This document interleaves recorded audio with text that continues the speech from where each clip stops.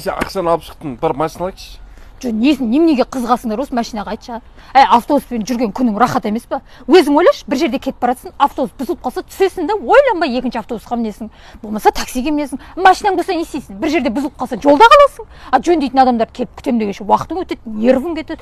Одан оны жөндегеннен кейін бензинің кетеді, бензинің кеткеннен кейін бұның бәленбай налогы бар. Одан кейін бір күн милицияға ұсталып қалсаң не боласың? Милициялар баяғыдағыдай жібере салмайды қазір. Штрафты оңдырмай жазып береді. Саған сол проблема керек па? Айтшы.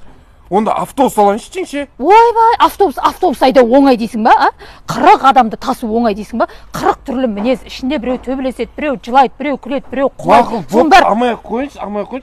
Мен хотя бы өмірде аттан мінбегем ғой. Неменеге мінбедің? Немене баяғыда сүндет тойға ат мінгізбеп пе еді саған? Оны конвертпен әкелді ғой, үйдегілер жаратып тастады. Вот, көрдің ба? Атам мен апам ақылы бар. Атты алса не боласыңдар? Оған қора керек. Осылай армандаушы, сен маған